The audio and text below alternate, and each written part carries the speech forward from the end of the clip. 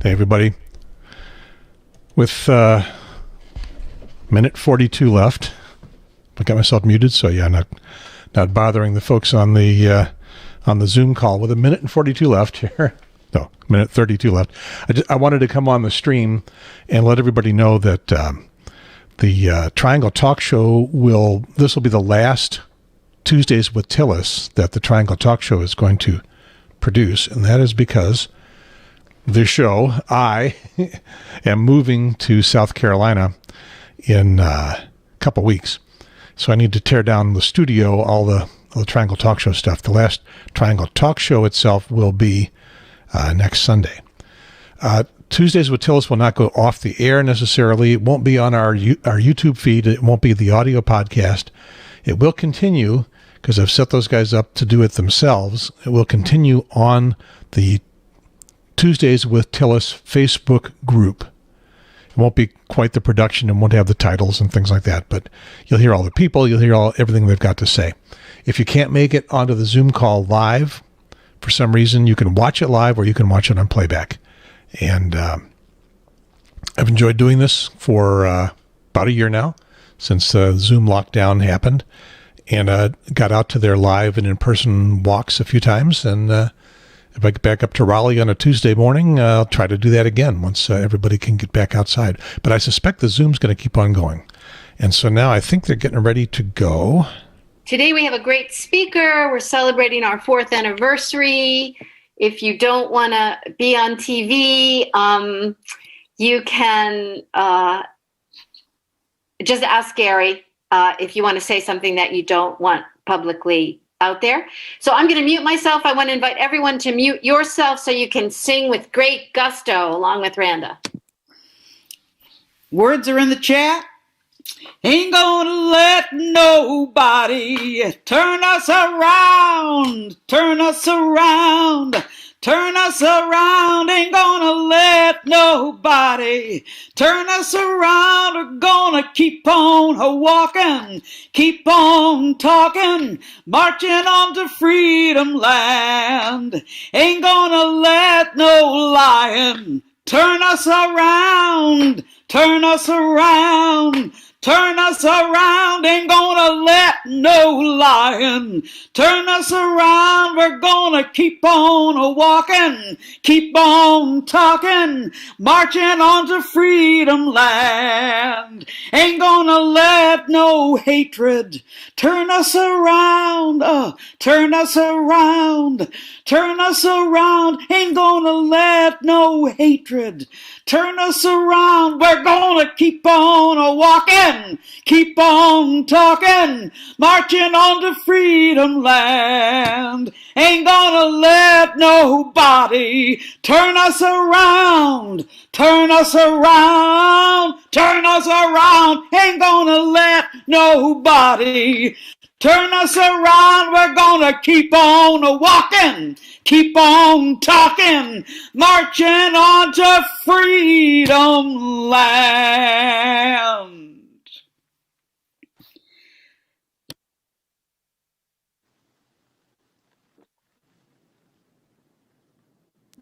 Great. Welcome, everyone. Welcome, especially if you're here for the very first time. In about 5 minutes, I'm going to introduce our speaker. I'm so excited to welcome Dr. Leka Schupert here to speak to us about redistricting. But we're going to just kind of introduce today in about 5 minutes, I think. I just want to say we are a community of violent resistance that just kind of coalesced unexpectedly out of a desire to just have a one-time protest. Yes, Randa? I think you just said we're a violent community. Did I? Yeah, just to throw that in, it's a non. Thank you. Okay. We are a community of nonviolent resistance. Now that I've said it about 200 times, I may be getting a little confused. We are a community of nonviolent resistance, and I'm going to underline that. And we have been meeting for 208 weeks today, and a lot of that time was in the cold and the heat and the rain until we started doing this, which is even more fun sometimes, And I just want to say welcome, everyone, and especially welcome if you're here for the first time. And thank you, everyone.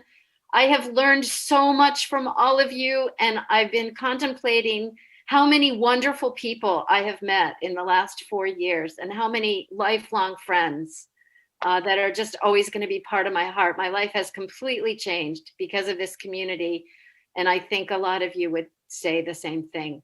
And Bessie asked for a little time before we introduce the speaker. Oh, I have to unmute you. You have to unmute yourself, I think. No, that was for later. That was later? At the end, Karen. Oh, the end. Okay, good. The end. So I'm going to go ahead and introduce our speaker because I don't know how long she has, and I know that she's very busy, but Leka Schubert, I have to find you because I want to see where you are because I want to spotlight you while you're talking. Are you there? Yes, there you are. Okay. So she's an amazing person. I want to tell you that she had her law degree from Duke, her PhD from UNC, but her more important qualifications to me is that she grew up in small town North Carolina. She's Jewish, she's South Asian, and she is brilliant. And over the weekend, I was able to attend part of the conference that she led, which included a keynote by George Holder. I learned a lot in the part that I was able to attend. Her work is powerful and important, and this is a topic we're really interested in. So I'm going to turn it over to you, Dr. Schupek, and thank you so much for joining us. I'm going to spotlight you, okay? Thank you so much, Karen, for that really, really generous introduction. And I'm so glad that you got to come to the conference this weekend. I'm really, really pleased with how it went. So for today, I will go ahead and start sharing my screen. Oh, wait, I think. Oh, wait, I have to let you share your screen. Yeah. I was in a meditation Zoom last night that got hacked. So what I would like to do is make you a co-host. Okay. So that I can, okay, I need to unspotlight you, I think, to do that. Well, okay, let's just make sure, well, I'm just going to let everyone share screen because I did learn what to do if we get bombed, which is good because once we did get bombed. Okay, go right ahead. Okay, fantastic. Okay, here we go. So the presentation that I put together for you all today, and I think I don't have it on the right. Here we go. The presentation that I have for you all today is not a general overview of redistricting. There's a lot to cover in that. And so I wanted to focus on the stuff that I think is super important that you may not be super familiar with. So I will start to present here. This is me. I'm Leka Schupek. I'm the North Carolina State Director for All on the Line. This is my email if you want to get in touch with me. I'm really always happy to hear from people, and I want to make myself available to y'all because obviously you all have been doing this for a while. So what I'm going to go through are 3 things that are going to be important in the redistricting process upcoming that you may not know a lot about. And so I'm going to talk about redistricting criteria. I'm going to talk about county groupings, which is a really weird North Carolina thing. I'm going to talk about effective public comments, and I see that I made a typo there. All right. So redistricting criteria. So redistricting criteria are really important. They are the rules or principles that the state legislature sets for itself for the most part when it draws redistricting maps. So it basically sets rules by which it's going to draw the maps themselves. So for instance, there are these 3 criteria that are mandated by the North Carolina State Constitution: equal population, so all the districts have to have equal population. I think that one's pretty obvious. Contiguity, so basically you can't have a district that has a part over here and a part over here and they're not connected. And then a whole county, you have to keep counties whole. This I'll talk about a little bit later when I come to county groupings, but it's just like another one of those rules that's in our state constitution. So basically the criteria that are used during the process are proposed in the redistricting committees and voted on. And they're really, really key because they are the rules that the legislature is setting for itself. And the legislature in our process has a lot of power over how the maps are drawn, pretty much unlimited power over how the maps are drawn. So the criteria that we currently have, that they currently have to have, because both the stuff that's in the state constitution and also in 2001, there was a court case that in state court that imposed some extra criteria. So again, equal population, contiguity, the whole county's thing. And then the stuff that was added in the Stevenson case, which was this 2001 case, are VRA districts have to be drawn first without regard to whole counties. Don't worry about that. I'll explain that a little bit later. But basically, those are Voting Rights Act districts, minority majority districts.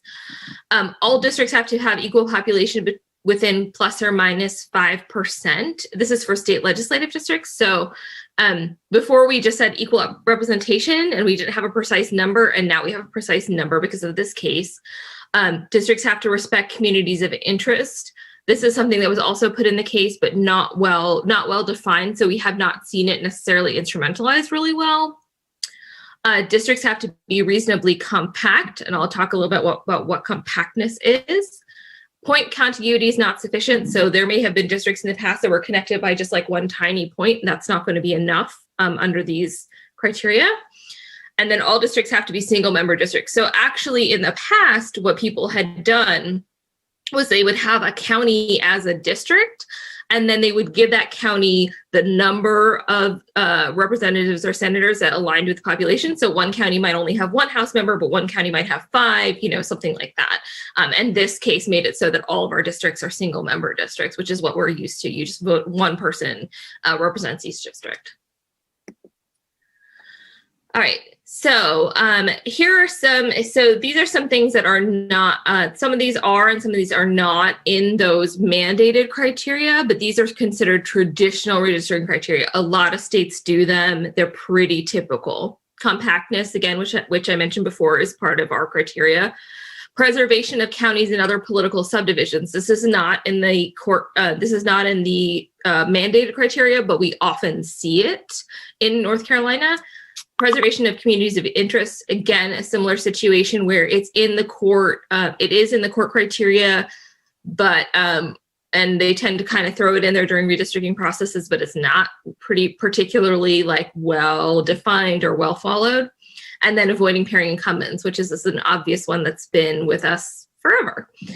All right, so compactness. So what is compactness?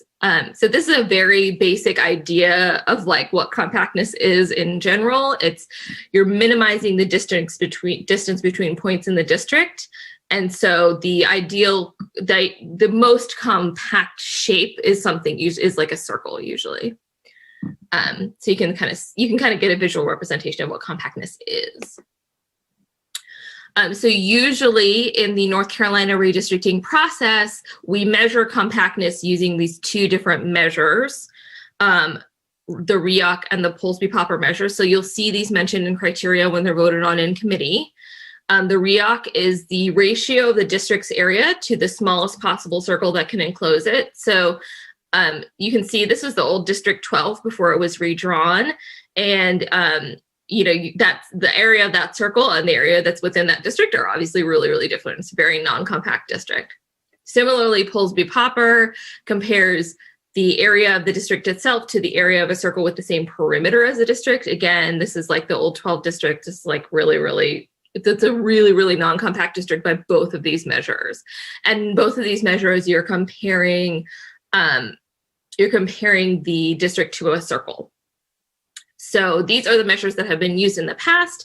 The issue is that, basically we in the past have seen, that the districts should be reasonably compact or they should be more compact than previous districts is often what happens when the court orders to redraws. But there's never been a concrete standard. They've never said all the districts have to be. So like if a perfect circle in either of these measures is 1, we say, okay, all of our districts have to hit 0.5. They all have to have a 0.5 score in both of these. We've never done that. And so they will often mention these measures, but they will often not actually have any standards by which they're judging what they're doing in terms of compactness. This is not super key for you all, but this is the newest measure of compactness that some of our experts and also just lots of academics who work on gerrymandering are starting to think about compactness. It's called cut edges, so you may see it referred to, so it might be interesting for you to know about. It's something that we think is a better measure, because when you're drawing districts, you're never going to be drawing a circle. That's just not, you don't get a district that's a circle. And so this is a new way that some academics are measuring compactness. And so if you see these two rectangular districts, basically you divide them up into kind of equal, like little equal chunks.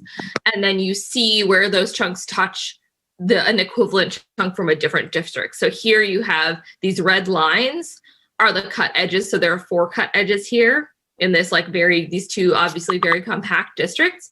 And then if you have a configuration like you have over here, where it's clearly much less compact, there's kind of this snaky thing coming out in the blue district, and you do the same thing, you get way, way more cut edges, and you can see all those red lines in there. So anyway, that's just sort of interesting for you to know about, because I think it will be mentioned a lot during the process, even if it's not a formal criteria.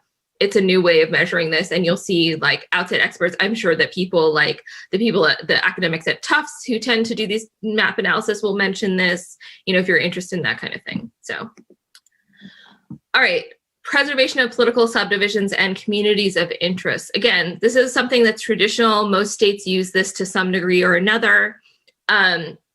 Preservations of counties and other political subdivisions, what we tend to have. You may also see this referred to in the redistricting committees as reducing county traversals or reducing municipal splits. That's just another word for the same thing. You're trying to minimize the number of times that you split municipalities or counties, or even go down to the precinct level, the number of times you split those things to do districts. So the way that you should be doing that is basically only splitting municipalities and districts when you need to meet those equal population requirements. Because basically, if you have a list of priorities in terms of districts, equal population is always going to come first. Everything is always going to come after that. And so, but the only reason you should try to make it that the only reason you're ever splitting a municipality or a county is because you have to meet some equal population measures. And so this is not what we tend to see, right? So they tend to throw up this criteria, they tend to vote and say that they're going to do this. And then we tend to get lots of maps that have unnecessary levels of municipal splits that are clearly not being done just to meet population requirements. You'll often see, I think that during the past redraws, we saw the maps that got passed had twice as many municipal splits as some other maps that were proposed. So clearly they were not valuing that criteria very highly. So again, something to be aware of, and I'm sure you will again see, groups like ours and other people as the process is going on telling you, we analyze this map, this is the number of municipal splits, we analyze this alternative map, it has way less municipal splits, so that that that's not really being well obeyed. Preservation of communities of interest. Like I talked about earlier, communities of interest is a standard that was set. That's something that we're supposed to pay attention to in North Carolina.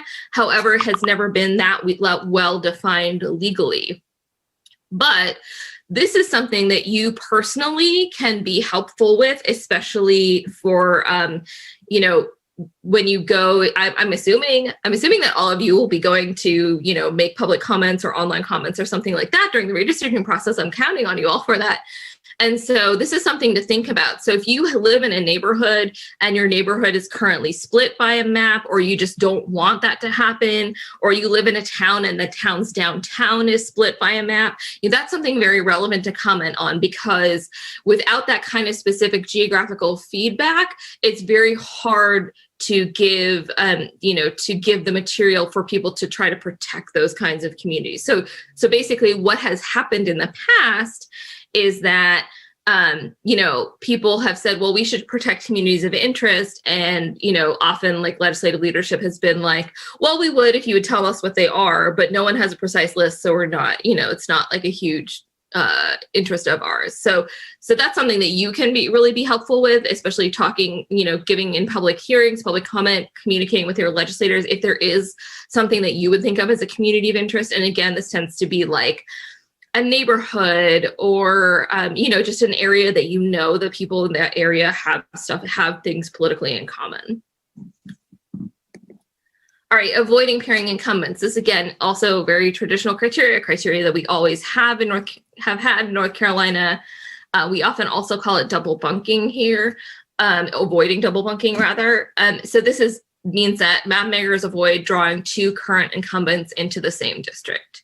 So this is a problem, right? Because if we live in a world where our maps are already gerrymandered and the current incumbents got elected on gerrymandered maps, if we avoid pairing incumbents, we're basically just preserving the cores of those gerrymandered districts. So this is something that I think is a very problematic criteria. It's a criteria that we routinely engage in North Carolina redistricting. It is also something I will tell you that all of the legislators you talk to, not all, but most of the legislators you talk to, regardless of what side of the aisle they're on, are going to say that they have reasons for this, right? You're going to hear something like, well, you know, I am in a really densely populated part of the state, and if you don't avoid pairing incumbents, then none of us are going to be able to run for office again.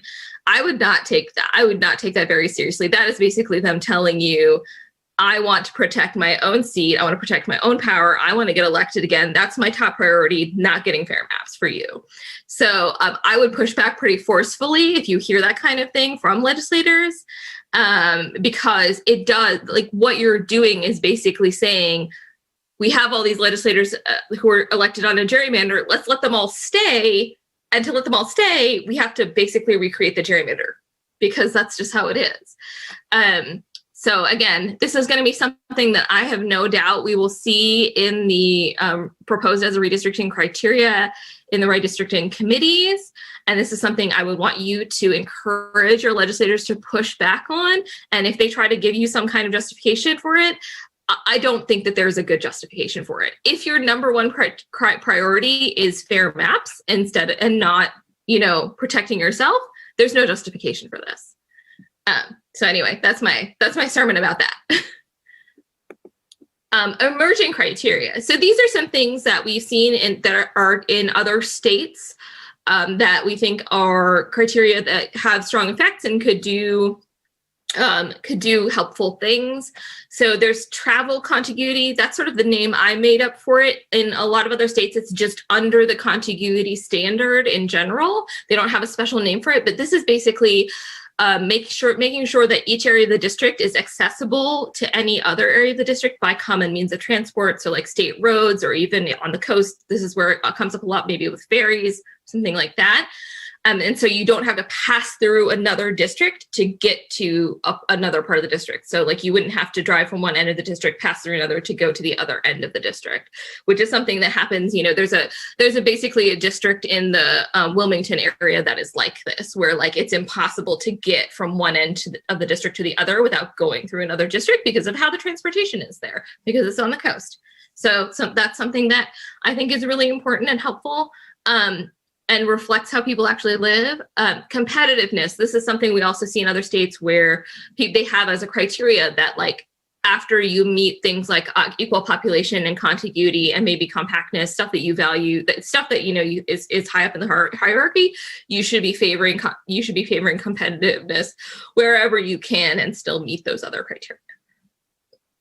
Partisan symmetry. This is another thing that we see, is that in some other places that the statewide proportion of districts whose voters favor either political party should correspond closely to statewide districts of voters in statewide elections. So, if we live in a 50-50 state, we should have about a 50-50 legislature. That's kind of what this would do. What I will say is, obviously, it's districts, right? So it's numbers of districts. Districts have all these criteria that they have to be drawn along.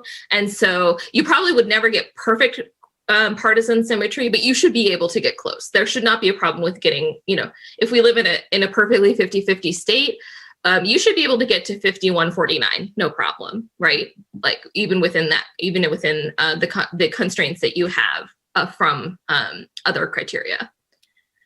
And then a lot of states now have just a straight out prohibition on partisan gerrymandering, prohibition on favoring or disfavoring an incumbent candidate or party. That's just something that's built into their system. That's not something that we have, but it's something that we can fight for. Outlier analysis. So I'm talking about this here because it is not it's not exactly a criteria, although lots of people have proposed making it into a criteria, but it is something that you will see a lot during the redistricting process, mostly from outside groups. So, I think people like, if you know Princeton Gerrymandering Project, other academic groups, people like that, maybe the people in Duke Math who do this work will do some of this. This is an analysis that has been used in many court cases. It's sort of the newest, most favored method of determining whether something is a gerrymander. And it really is not something, unfortunately, that can be done by, most people, because the way that it works is that you create an algorithm that generates thousands and thousands of possible redistricting maps by using nonpartisan criteria. So you program in equal population and compactness and, contiguity and stuff, and you ask the program to make thousands of maps. And then you analyze those maps and see where they fall in a lot of different measures. So for instance, this is an outlier analysis that was done for the 2019 partisan gerrymandering case, and this is based on the House map. And so what they did was they generated thousands of nonpartisan maps, and they get this distribution where they find that most of their maps in the center, these two biggest columns, have either 46 or 47 Democratic leaning seats, right? So that's what they get from a normal distribution. And then they find where the actual enacted map was, and it's way over here at 42 seats. So it's way far outside of the expected distribution. And so that's how they can say, we know this is a partisan gerrymander because it doesn't even fall anywhere in here. You have to do lots of intentional things that are partisan to force it all the way outside of the distribution this far. If it was just something that was a result of nonpartisan factors, it would fall within there, and it would probably fall somewhere within the middle. But if it's all the way out here in an outlier, and honestly, even if it fell in 43, where we get 0.6%, we would still consider that to be an outlier. Right.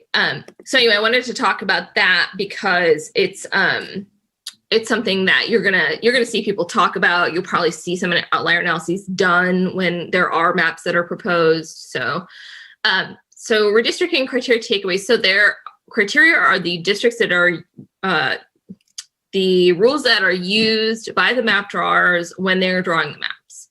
So they're very crucial in shaping the outcome of maps, and they can, and I've broken it down into, there are sort of criteria that we think have a strong impact on partisan gerrymandering, especially, and then there are criteria that are important for lots of other reasons, but that we think probably don't have a strong impact on partisan gerrymandering.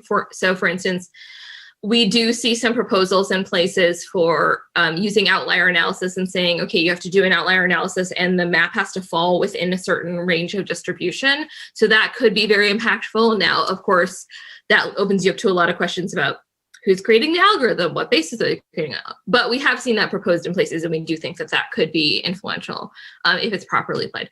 Competitiveness, I think this is an obvious one. If you're favoring competitiveness in districts, that's going to have an impact on partisan gerrymandering.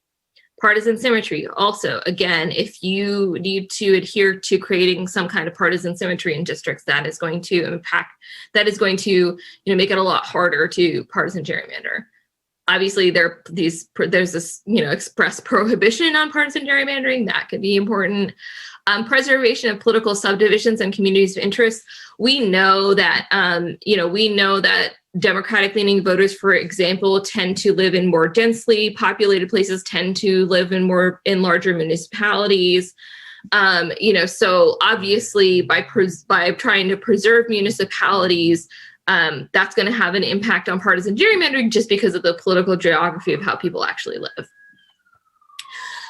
So criteria that don't often have a strong impact on gerrymandering, obviously equal population, and especially because in North Carolina with our state legislative districts, we have this plus or minus 5%. So that's 10% overall. That's quite a large deviation, and therefore it makes it a lot easier to manipulate districts when you have that large of a deviation that's allowed. So for instance, I think most of the Senate districts that are in Charlotte right now are a lot of them are sitting at almost minus 4.9% or something like that. So clearly, that fact means that they're all very, very underpopulated compared to a lot of other districts in the state. So it opens to a lot of manipulation. Compactness. Compactness is something that I think a lot of us used to think was really indicative of partisan gerrymandering. So if you look at the 2011 congressional maps, especially, for example, with that old District 12 that we showed the picture of when we were measuring compactness, there were a lot of really non-compact, weird-looking, stringy districts in there. And so at the time, we thought, okay, well, partisan gerrymandering and compactness must be related somehow. But since then, we've seen lots of examples, and our current maps are examples of this, that you can have maps that look fairly compact and meet decent compactness measures and still are partisan gerrymanders. So that's something to just keep in mind. Compactness is important for other reasons. It's helpful to think about, how people actually live and what communities you live in, and building districts that are navigable and stuff like that. But it doesn't seem to actually have much of an impact on whether or not something is partisan gerrymander. And similarly with contiguity, it's also, again, something that is important for a lot of other reasons, but doesn't seem to have a strong impact on partisan gerrymandering. All right. So I'll break here for some questions on criteria, if anyone has them, because I know that was a lot.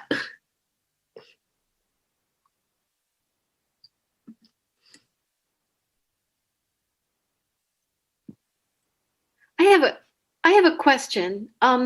So some of us went to the General Assembly when there was a time of comments.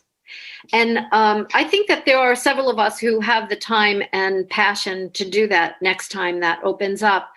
Will All on the Line North Carolina be giving us guidelines about what we should say in such a situation?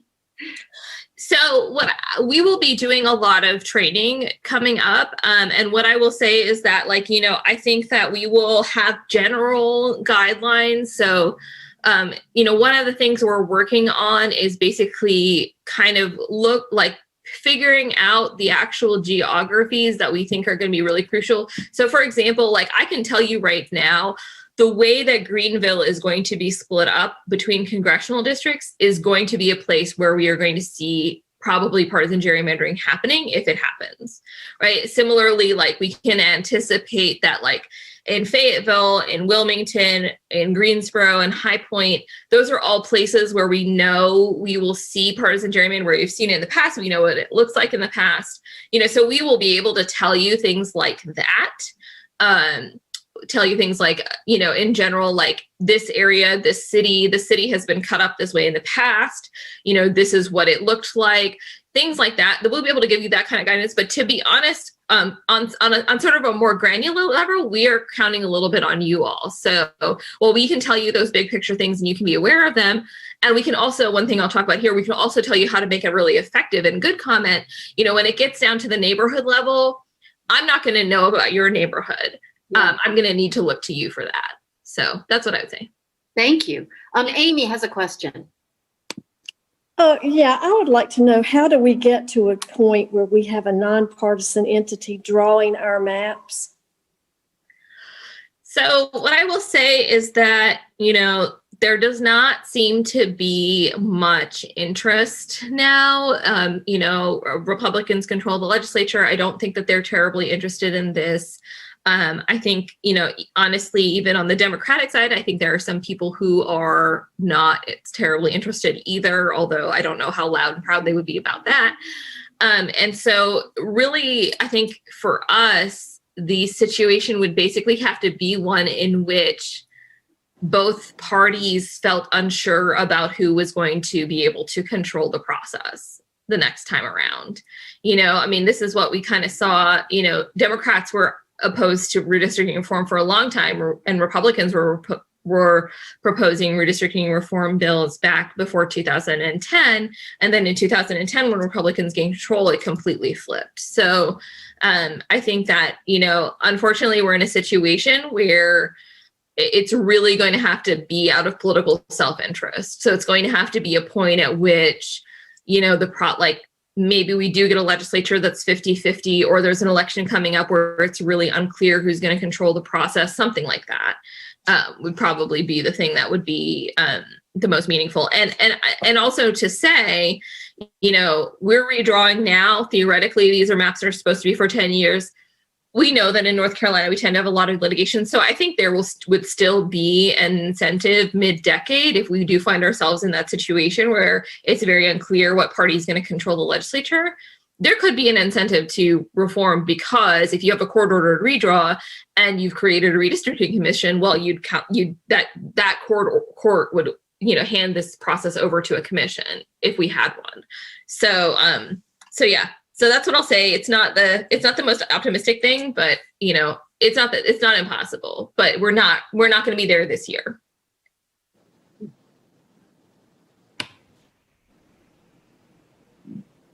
Any other questions on that? So it just sounds like what we have to do is keep getting out the vote, because we have to keep compensating for these extremely gerrymandered districts, which affect us both nationally and in North Carolina, right? Yeah, I mean, that's pretty much the case. But the other thing that I will say is that I don't discount engaging in the process. I think there is good evidence, and I'll talk about this a little bit later. I think there's good evidence that people can actually influence things about the maps.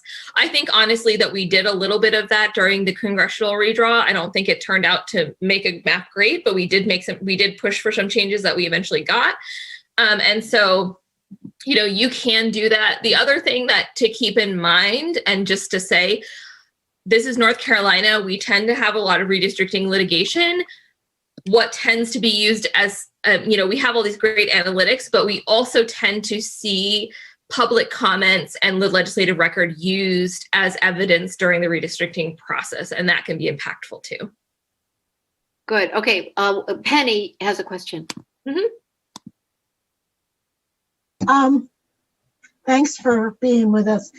My question was about these communities of interest, like especially, I guess, college campuses. It's like the same thing with urban, that they probably tend to be more democratic and liberal and all that. And then keeping them all together, you end up having a very high number of people in one small area.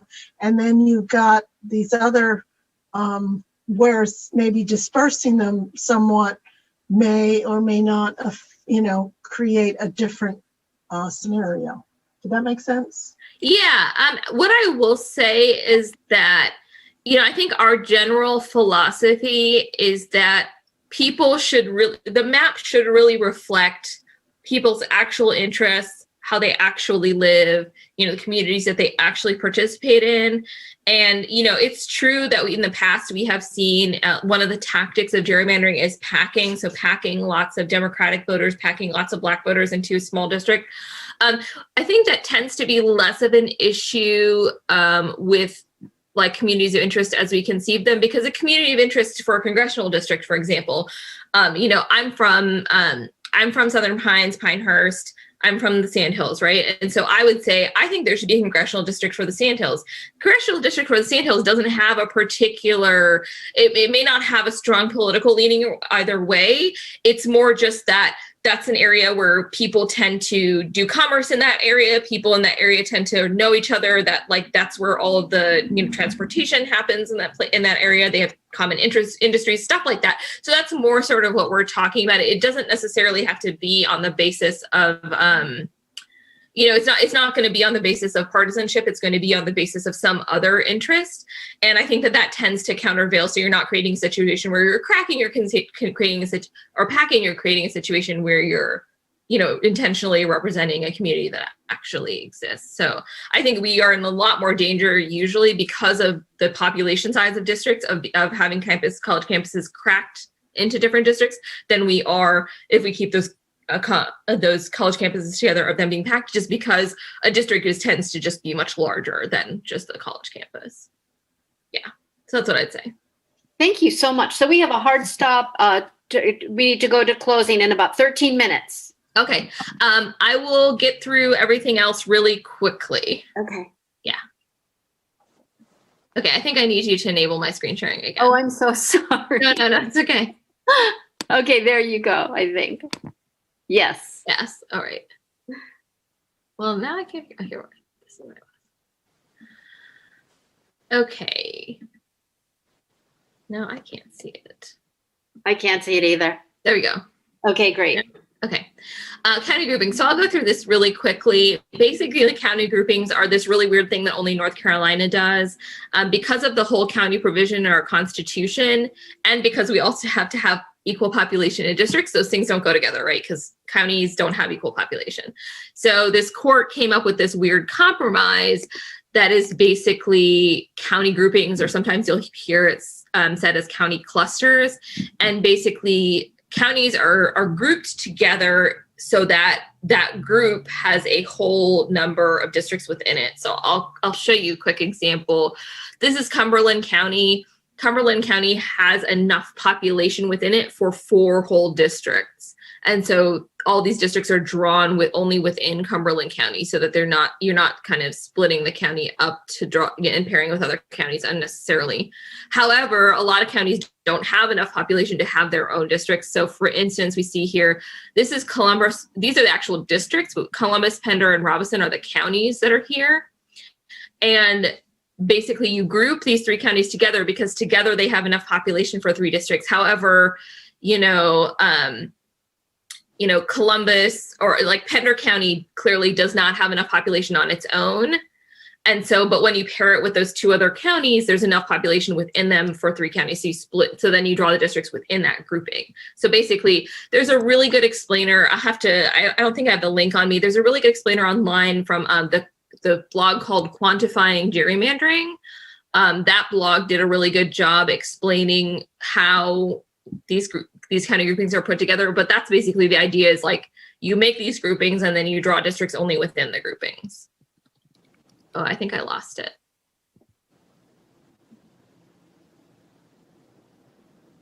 It says sharing is paused. I don't know if that was me or. Here we go. Okay. So the main thing to think about, and you can do more research on county groupings if you want to understand them further, but the main takeaway here is that in the past, in 2011, for instance, basically the people who were in control of the redistricting committee showed up and they were like, these are the county groupings we're going to use. These are the only ones that it's possible to use. So we're just going to use these. Okay, done. That was what happened then. And at the time, no one in the minority party had the analytical tools or capabilities to know whether or not that was true, because no one had the algorithms to figure out if there were more options. This time we will know. So in 2020, so this year, the county groupings will have to be different. The counties grouped together will have to be different because we've had a lot of population change in North Carolina, and that population change has not been spread evenly across the state. So a lot of our cities and our urban areas have grown a lot. The rural areas have lost population, some of them. So clearly, like, the population has changed, the distribution of population has changed. That all means that county groupings will have to be different. We also know that there will probably be multiple ways to draw county groupings. So there would probably be multiple options of different county groupings for both the Senate and the House that could be used. And we will be able to figure out what those are as soon as we have the actual population numbers. So, and county groupings tend to have a lot of effect on how districts are drawn. So in the Senate right now, Wake County is paired with Franklin County. And districts are drawn within the grouping of 2 counties. Well, imagine how different it would be if Wake County was on its own, right? And it wasn't paired with Franklin. That would make a big difference in what the districts in the northern part of Wake County look like. And so therefore, whatever county groupings you use can have a big effect on how the districts are drawn. We know how districts are drawn changes the outcome of elections. That's sort of what, the gerrymandering is about. And so therefore the county groupings themselves can have a big impact on elections. So the point of this is just to say, in the past, this whole county groupings thing has been overlooked and not been a point of contention. I think we're hoping that it will be a point of contention, that we will be able to figure out what the county groupings are, analyze them, and tell you which ones tend to be a better reflection of the actual partisan distribution of the state, which ones are reflective of partisan symmetry in the state and which ones aren't, which ones favor which party. Hopefully we will be able to give you that information, and then you will be able to advocate for a county grouping that could create a more fair outcome, instead of us being in a situation like we were 10 years ago, where we just didn't know. We just didn't know. We couldn't even have the conversation. This time around, this will be a big contentious point, and you should know that, because it's not something that has been a point of contention before. All right.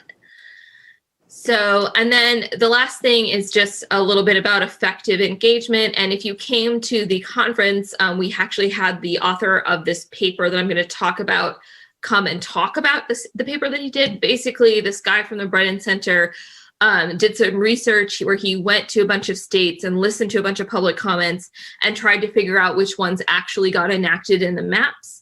And the characteristics of the comments that he found that were the most effective had two factors.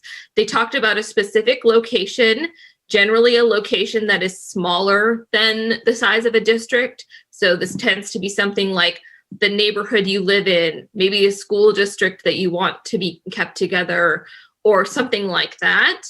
And in a specific instruction. So to give you an example of something that happened during the congressional redraw in 2019, we saw some early maps drawn by David Lewis for the congressional map that had split up Cumberland County, which is where Fayetteville is.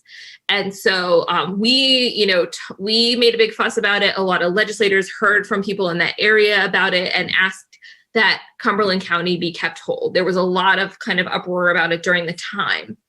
And so the characteristics is we're saying Cumberland County is the place that we're focusing on. That's a location. It's smaller than the size of congressional districts. It's just one county. And we're saying we want it to be kept whole. We don't want it to be split into two different districts. And that is what happened, is they ultimately ended up changing the map so that Cumberland County was kept whole. And so, I'm not saying that the congressional maps we got out of that were great, but it's evidence that you can actually affect how maps are drawn. Because I'm pretty certain that if we hadn't, made a fuss about it and we hadn't been really specific about what we wanted, we would have gotten a different congressional map that probably carved out the parts of Cumberland County that are like the Black majority parts of Fayetteville, because that was how it was drawn before. So that's all I'll say for now, is just that is the most important thing to think about when you're making a public comment. I think that, a lot of us don't like the process. A lot of us know that this process is not the one we would want. However, going to a public hearing or making an online public comment and saying this process is biased, it's partisan, it's unfair, we get gerrymandered maps out of this process, those things are all true. They're not actually especially influential or helpful in the long run. The thing that is helpful in the long run is for you to say something like, I live in Concord, and the downtown of Concord is split in half by this map, and I don't like that. I think it should be kept together. I live in this neighborhood, and I'm worried about my neighborhood being split in half. I go to this university. I think the university's campus should be kept whole.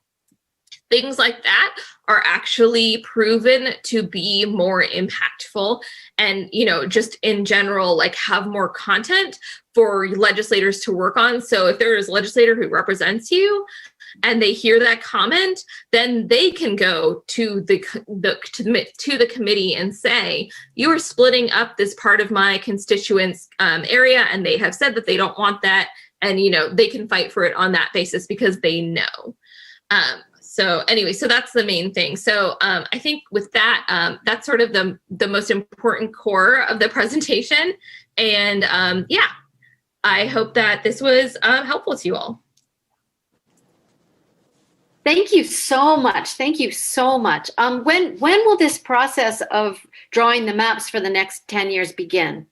So I think at this point, because we all know that the census data has been delayed, and because of that, I think that we may not see the process start until summer or even early fall because of how delayed the census data is. But there's a lot of things that the legislature could be doing ahead of time. They can set criteria ahead of time. They do not need census data for that. They can set a schedule of public hearings and public input ahead of time. They do not need census data for that. So there's a lot of things that they could be doing ahead of time, and that I think it's worthwhile to push them on doing, but probably we won't see them actually initiate the process until they receive the data, and that may not be until summer. And my understanding about All on the Line is Eric Holder is a big part of it, and it's a national organization because a lot of this gerrymandering is the reason why we're in so much trouble, right? In around the country, but especially also in North Carolina. Yeah, so All on the Line is a national organization. Eric Holder started it and its affiliate organizations because this has been such a huge problem in our country. And so North Carolina is one of 9 target states. We also cover Arizona and Colorado that both have commissions. And then we also cover in the South, Texas, Florida, Georgia, and then also Pennsylvania, Ohio, and Wisconsin. And so those are all of our target states. Those are all places where either they have like newly formed commissions that are really, the people really want them to start off well, or it's places like North Carolina where we just have really long-standing problems with partisan gerrymandering. And so those are the states we focus on. We do other stuff in other states, but those are the states that have like a state director like me to actually be on the ground and work. I think I was so impressed with your credentials. I forgot to say that you're the North Carolina State Director.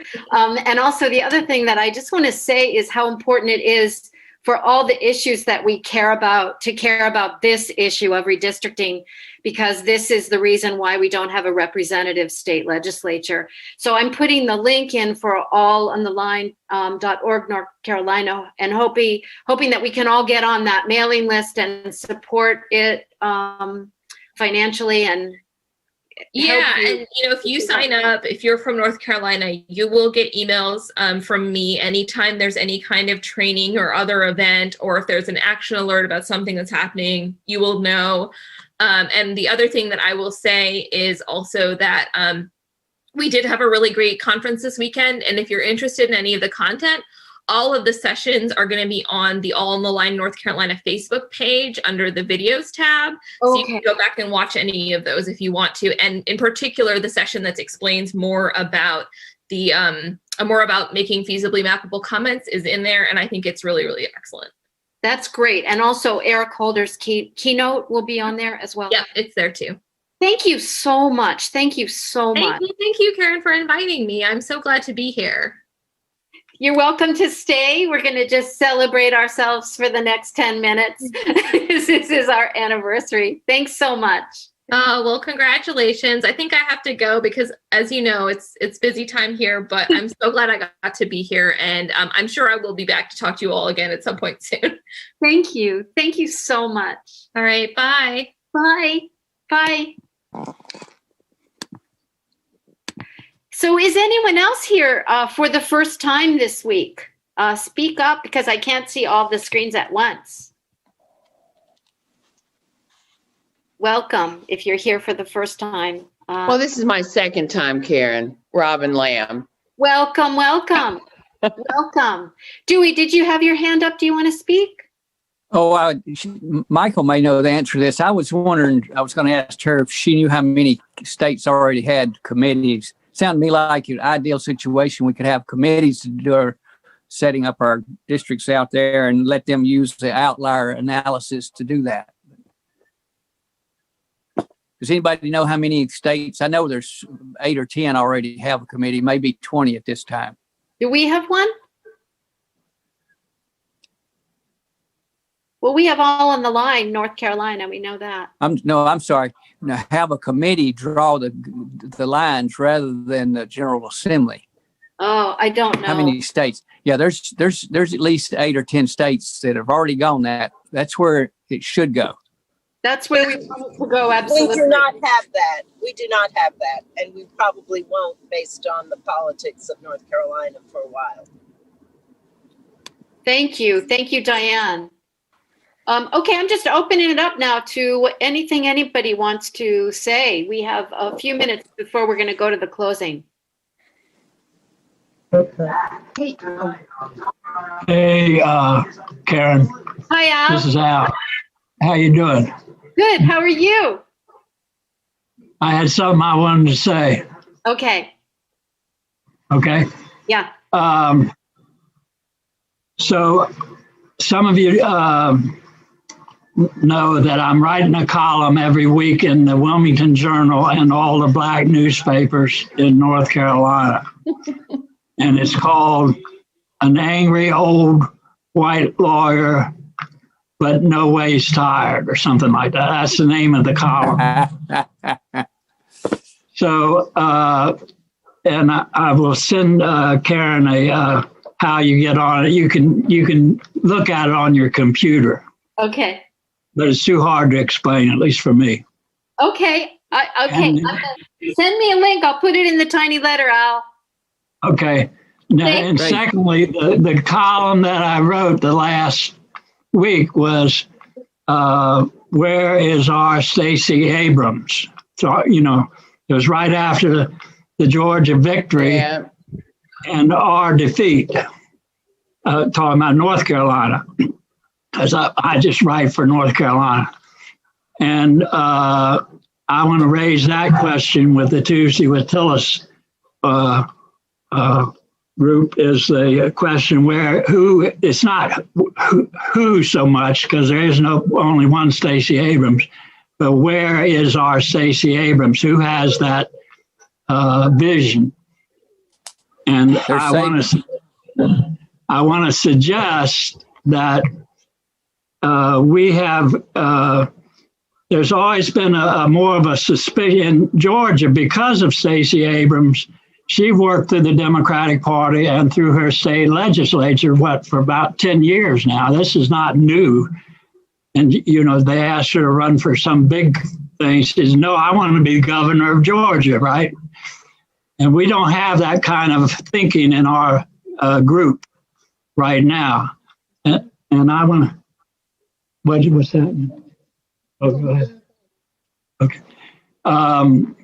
So what I want to suggest is inviting at one of the next Tuesday with Tilliz groupings like this one, Robert Reeves, who was just made the Democratic minority chair in the House of Representatives, the white guy who was in there who helped lose the elections, in my view, because he never figured out the racial contradictions in the state, and sort of admitted that. He got, the governor put him on the Court of Appeals.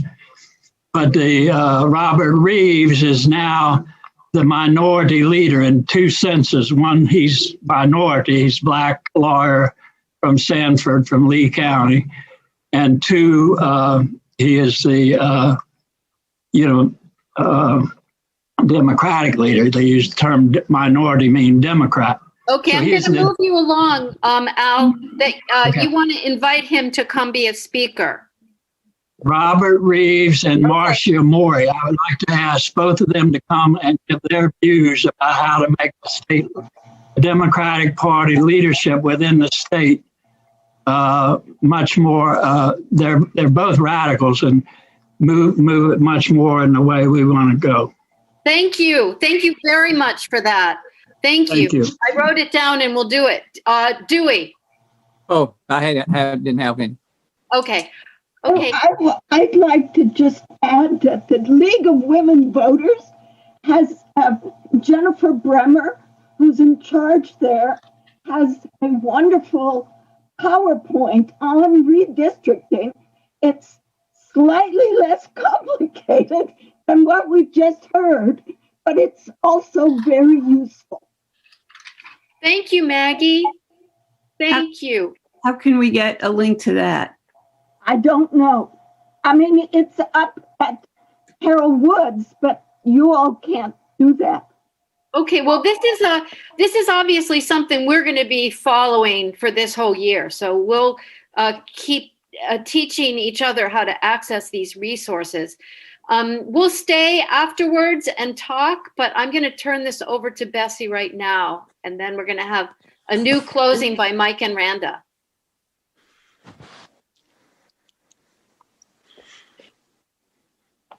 Oh, you're muted. Okay. In honor of our 4th anniversary of Tuesdays with Tilliz, I came up with something I'd like to say, and then what I did about it. In middle school, I absolutely hated ancient history, but I loved U.S. history and especially civics, the study of social science dealing with the rights and duties of citizenship. During the past 4 years, I often thought I was in a civics class. There was one civics lesson after another. Seems every other day I asked Professor Google, what happens if? What does the Constitution say? Can he do it that? Can he do that? What is the president? Who is this person? I had to do that because I had to know if something changed during all those years since middle and high school. In those classes, we were taught what we needed to know about how the government was designed to function. 3 independent branches check each other to maintain balance in governing. These past 4 years, because of the guy in the White House, thankfully for only one more day, and his cohorts were in everybody's lane, we were forced to learn what should happen when laws, rules, and little known norms are broken and dismissed. And instead of the legislative branch checking the executive branch, it aided and abetted. Who knew one person in OPM has the power to delay presidential transition funding? And the Supreme Court is seriously out of balance because of the actions and then inactions and then actions of one person. And instead of a peaceful transfer of power, we have US legislators voting to overturn states' elections and insurrection incited by the guy in the White House. Yeah.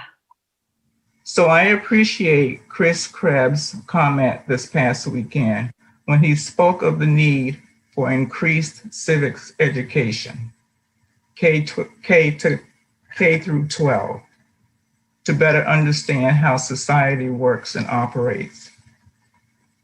And I think after 4 years of studying, teaching, learning, and practicing the tenets of civics, Tuesdays with Tilliz should record this 4th anniversary and acknowledge our efforts and demonstrate how society should work and operate.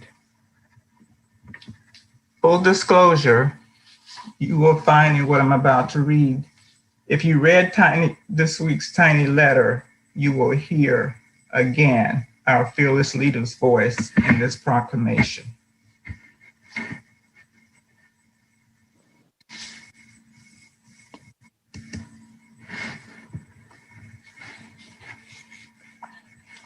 Certificate of completion. This is to certify that Tuesdays with Tilliz participants have completed 4 years of successful study of political civics and nonviolent, nonpartisan activism, promoting democracy and economic and racial justice, and joining actions aimed at healing the earth and our communities. Given this 19th day of January 2021, by brothers and sisters of Tuesdays with Tilliz, one to another, faithfully moving forward together, not one step back. Wow. Bless you, Bessie. How cool is that? Thank you so much. Oh, Bessie, thank you so much. That's so beautiful. So I'm going to put that as an attachment and send it to Jewel so she can send it out to all of us, the chat, so we all have our certificate of completion. And it's so beautiful. Thank you, Bessie, so much. If anyone is not on the mailing list to get the tiny letter or to get the chat, please put your email in the chat. Thank you all so much. We're going to do the closing song because you don't want to miss this. Well, there's our Stacey Abrams right there. Okay, wait a second. Okay, we all know this one. Thanks to Michael. Hit the road, Jack, and don't you come back no more, no more, no more, no more. Hit the road, Jack, and don't you come back no more. Everybody with me now. Oh, hit the road, Jack, and don't you come back no more, no more, no more, no more. Hit the road, Jack, and don't you come back no more. What you say?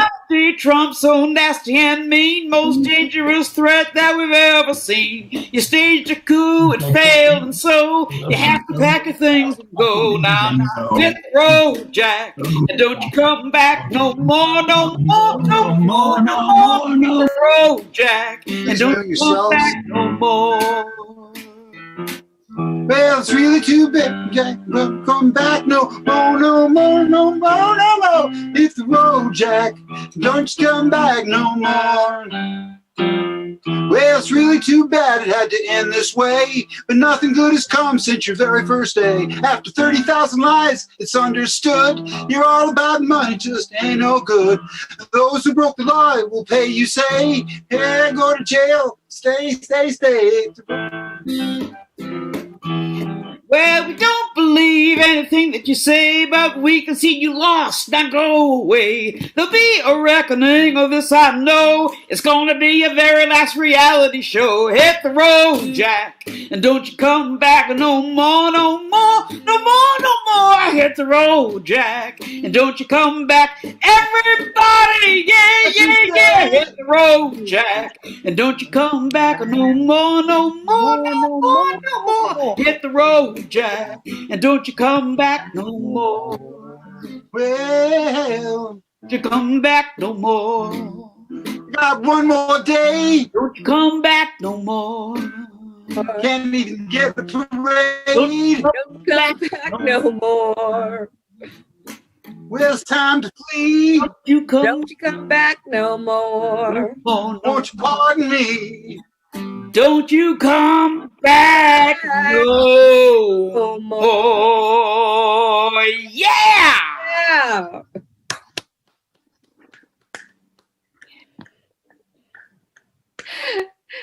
Thank you so much. Scarlett, it's yours. Oh, dear friends, 208 weeks. Oh my goodness. I have searched for some magical, soothing words as we gather today. I've searched my soul and my heart for comforting, wise words for the benediction, sending off with good words. But as I continued to watch those criminal acts by the seditionists, I'm even more horrified. But for 4 years, we have predicted that those actions would happen. Yep, we're angry, we're sorrowful, we're weary, but we are hopeful. Biden and Harris were elected. The Senate has now 2 new senators from Georgia, one a Black Baptist minister and one a young Jewish man. Who would have thought it would happen? We believed that it would. And tomorrow at 12 noon, we have a new beginning. And I hope we give our new president and vice president a chance. Give them a chance. I know we will. Pledge not to give up with the difficult days and months that come. And as Bessie said, we gain insight and strength from one another. What an education. We know that the struggle continues and evil, Trump and his minions, QAnon, the Proud Boys, the racists of all stripes, they're still there. But we hold fast to what is good. We hold fast to the truth. And we know that peace can only be attained when justice prevails, when justice will roll down like the water and righteousness as a stream. Forward together. Not one step back. Forward together. Not one step back. Forward together. Not one step back. Happy anniversary, everyone. Yeah. Karen. Anniversary. Thank you, Karen. Thank you, Karen. Thank you, Karen. Thank you, Karen. Thank you, Randy. Love that, Karen. Love that, Karen. Yep. Oh, thank you so much. This has been so wonderful. And we're just going to keep going. Good people on here.